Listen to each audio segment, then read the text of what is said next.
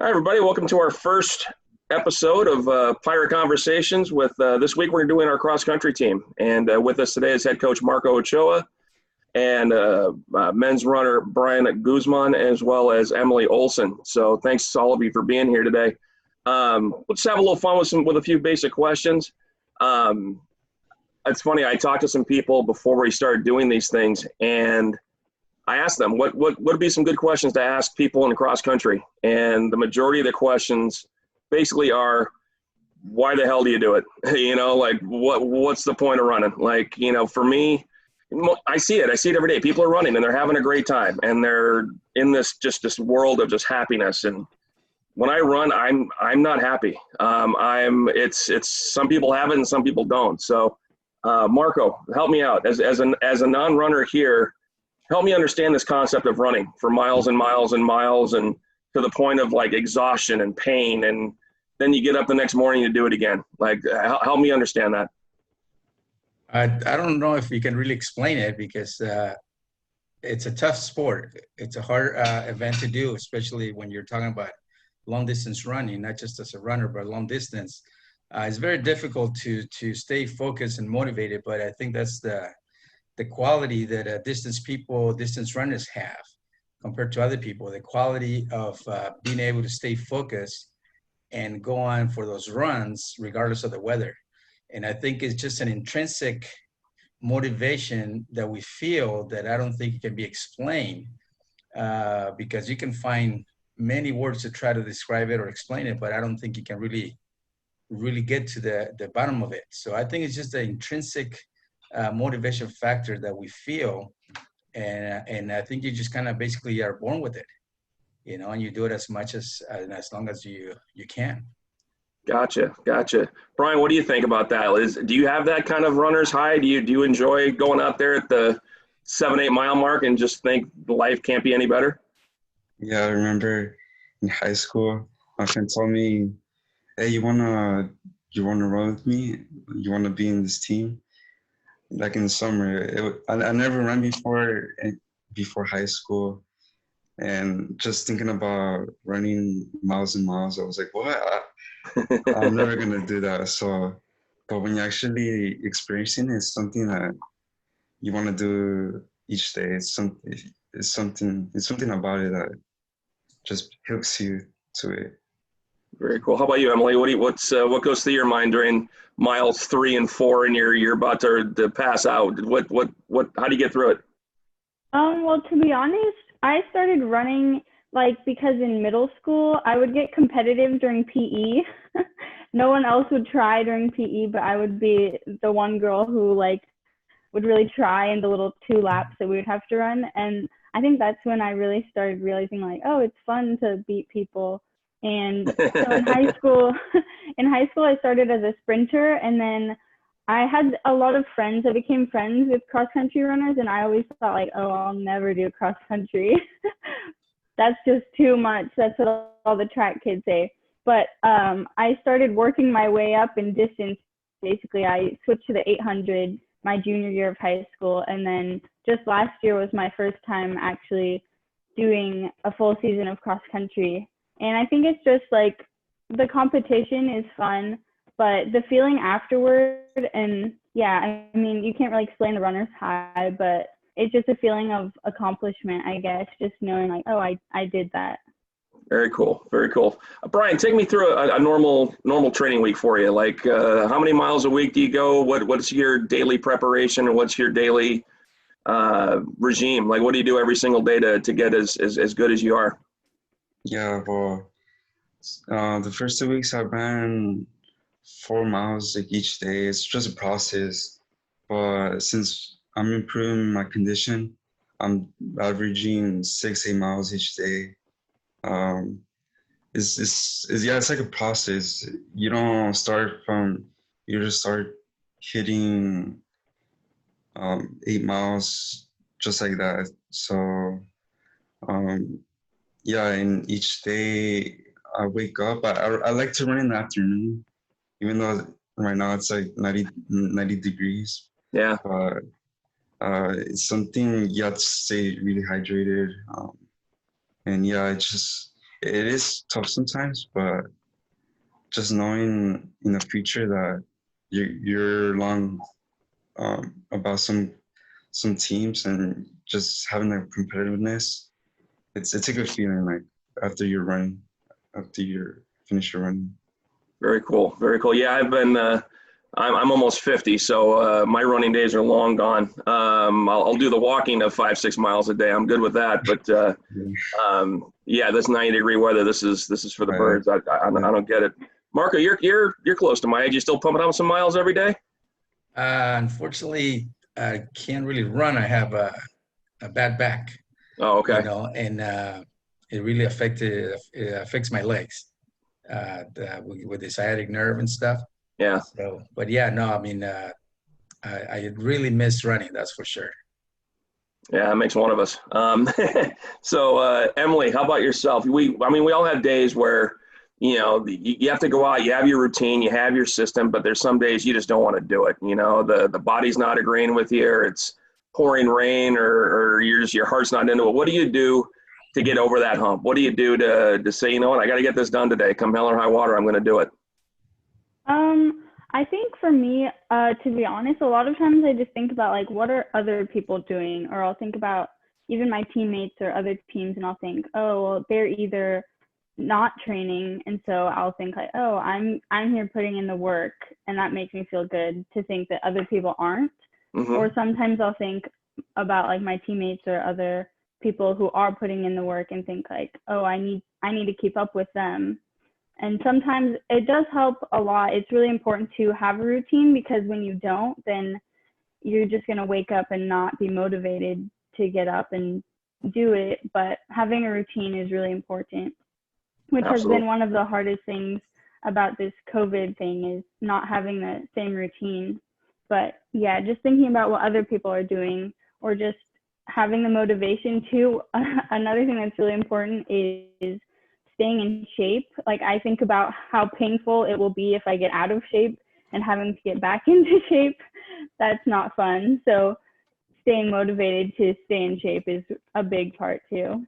You're definitely preaching to the choir on that one, Emily. Yes, I totally get it. So, trying to get back into shape is a lot harder than staying in shape. Absolutely. Yeah. Here's a question for all of you. I'll start with you, Brian. What's the hardest, most miserable race conditions you've ever had to compete in, whether it was 107 degrees at Mount Sac or Fresno in the heat of heat, or bitter cold, anything you got? What's probably the worst, most horrible cross country experience you've ever dealt with? Must have been the OSC conference championship. That was a different course. I never experienced that kind of course in my all cross country races. Now, refresh our memory. Where was that at? What course was it? Irvine Park, Regional Park. Yeah, it was a lot of terrain, different hill routes, and that was kind of narrow. So it was kind of hard for other runners to be with, and to pass people. And yeah, that was like one of the hardest races I ever done. Have either one of you done Mount Sac? I've heard there's that course there is, what do they call it, throw uphill or something, where was about the 2 mile mark? It's just straight up and straight down. Yeah, it's really steep. It's actually 3 hills. So okay. Once you think you're done with, but there's just another hill. Yeah. Now, Marco, you and I were talking the other day about some of your racing experiences. Tell us your favorite one. Well, favorite or the hardest one? Favorite in the most miserable way. Well, it's very difficult to really pinpoint one specific race or even couple, because I had a lot of years of running, over 15 years of running, especially at the elite level. But I think you always find your favorite race to be the one where you basically run your best times. And the ones that really, when you run your best times, is when you are at your best, physically and mentally. So I want to say that one of my best races, it was probably the Olympic trials in 1996. where I finished fifth, coming in as a 72nd ranked athlete.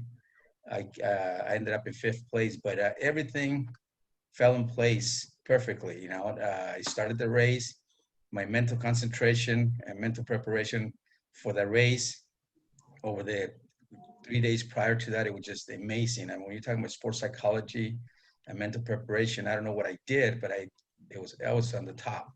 And when I got to the race, I mean, that concentration really helped me with maintaining the pace, desired pace, and it felt like every mile, it was just like every lap on the track, you know, and it went by so fast that even at the end of 26 miles, because my level of preparation was so great, I felt like I still could have got another 3 miles, you know. So that's a very good moment.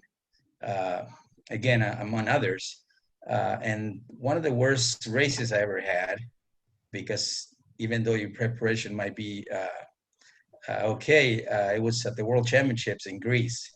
And if anybody saw the Marco, did I lose you?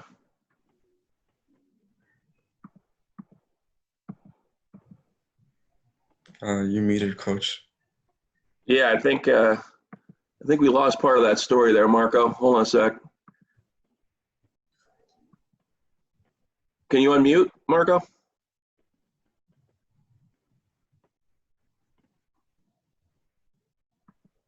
Marco, can you unmute?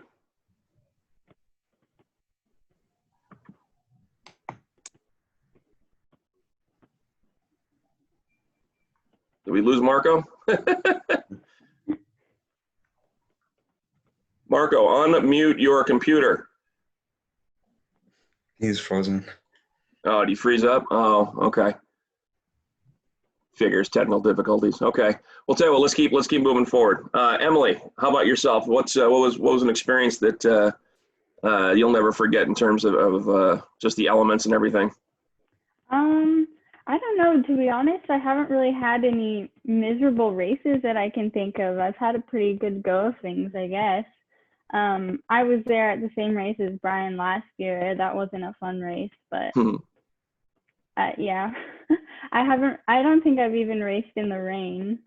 Oh, that's good. Yeah, I've definitely trained in the rain, but I don't know if I can really think of any miserable conditions. Just Now, like heat, maybe. Yeah, if you had to pick, if I gave you a choice between 35 degrees and 105 degrees to run a race in, what would you prefer? Definitely 35. Yeah. You just warm up a lot then. Do you prefer the cold over the hot, Brian? Yeah, it's better. For cross country especially. Yeah, absolutely. Final question for you guys. As far as this year, I know we're all just flip-flop with this COVID stuff, and you know our whole lives have been put on hold at this point. What goals have you changed for yourselves for this year? As far as I know, remember last year's men's team, we were right up near the top in the state, and I know a lot of guys are coming back for this year. How have you been able to set or reevaluate your goals for this year? Emily, we'll start with you. This year, I think I'm really just trying to focus on my training and each individual race. I've always just kind of trained and done what I'm supposed to, I guess, and then raced. But this year, I really want to focus on like my mentality and focus on doing well in each race. I think I've always just kind of gotten through each race and not really mentally prepared or like focused on getting the best out of the race. Usually I just focus on finishing it, especially for cross country. Last year was my first year and I just was kind of doing it to get to track. But this year for cross country and track, I really just want to focus on learning how to be competitive and how to, put my best forward and be competitive. Very good. How about yourself, Brian? Yeah, well, I think our plan hasn't changed. Our goal is to actually win the whole thing. We don't have a state, but win the Southern Championship. Mm-hmm. Yeah. So yeah.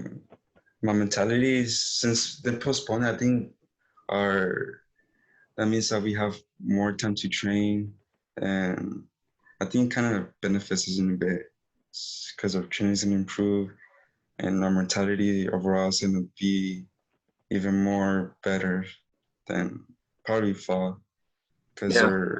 yeah. Yeah, that's the thing, is just all we can control is what we can control, and you do the best you can with what we have to offer. What about beyond coast? Do you guys have any plans after Orange Coast College? Do you have any collegiate goals set for you? Any plans in stone or maybe just in the works at this point? How about yourself, Brian? We'll start with you. Yeah, I'm planning to run. I'm planning to transfer and run to another school in the university. Mm-hmm. So Very good. How about yourself, Emily? Yeah, right now I'm looking at Cal State Fullerton. I want to run there too. So. Awesome. Good deal. Yeah.